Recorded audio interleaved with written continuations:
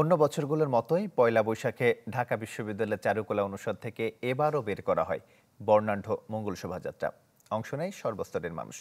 গ্লানি হতাশাকে বিদায় জানিয়ে এগিয়ে যাওয়ার প্রত্যয় তাদের। সাজিদুল আলম তুহিনের ক্যামেরায় সারোয়ার সুমনের রিপোর্ট। 1, 2, 3 ঢাকায় জমি জিতে নিন 100% ক্যাশব্যাক সহ 20 কোটি টাকার পুরস্কার।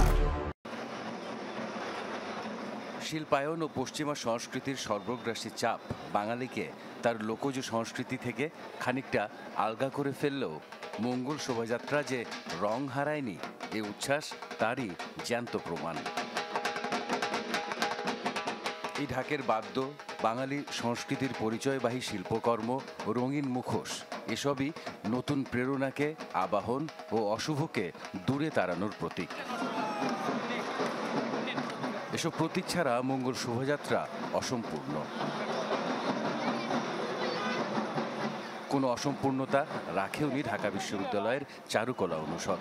শোভাযাত্রাটি চারুকলা অনুষদ থেকে শুরু হয়ে সামনের দিকে যত এগিয়েছে, নানা বয়সী রঙিন পোশাকের মানুষ এর সাথে যুক্ত হতে থাকেন। বাড়তে থাকে মঙ্গল শোভাযাত্রার পরিধি আর উচ্ছ্বাস। পহেলা বৈশাখীতে অন্ধত্ব গুছিয়ে যাবে, উপবন্ধুকতা থাকবে না সমাজে, যুক্তিহীনতা মানুষের মধ্যে থাকবে না। আনন্দের সাথে উচ্ছ্বাসের সাথে নতুন বছরকে আমরা বরণ করে নিচ্ছি। এটার চাইতে আর বড় পাওয়া কিছুই নেই। অনেক ভালো লাগছে, অনেক আনন্দমুখর পরিবেশ। আর যেহেতু বাঙালির এটা একটা ওই সংস্কৃতির একটা অংশ। ঈদের ছুটির মধ্যে এবার নববর্ষ বাঙালির দুয়ারে হাজির হয়েছে। রাজধানী কিছুটা ফাঁকা হলো শোভাযাত্রা দেখে বোঝার উপায় নেই যে ছুটি চলছে, বরং বিদেশি নাগরিকদের উপস্থিতি আলাদা করে নজর কেটেছে। So colorful and so friendly, and no, it's very nice, very nice. I've never seen it before. It's different, but it's really awesome to see something different that's not that usual in Western countries, especially Germany, where we don't celebrate a new year in the middle of the year.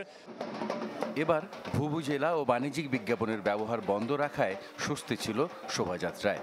সবার আশাবাদ অতীতের ভুল ও ব্যর্থতা ভুলে নতুন বাংলা বছরে উজ্জীবিত হোক জাতি। এটার মধ্যে মঙ্গলের বার্তা থাকে, মিলনের বার্তা থাকে। উৎসব মানেই হচ্ছে মিলন, এবং আমরা চাই শুভর বিস্তার, অশুভর যেটা রবীন্দ্রনাথের বছরের আবর্জনা দূর হয়ে যায়, কালিমা দূর হয়ে যায় এবং অশান্তি দূর হোক, পৃথিবীতে শান্তি আসুক। মঙ্গল শোভাযাত্রা শুধু বাঙালির লোকজ অনুষঙ্গের রূপায়ণই নয়, একই সাথে অশুভ অগণতান্ত্রিক শক্তির বিরুদ্ধে এ জাতির লড়াইয়ের সাহস ও শক্তির বহিঃপ্রকাশও।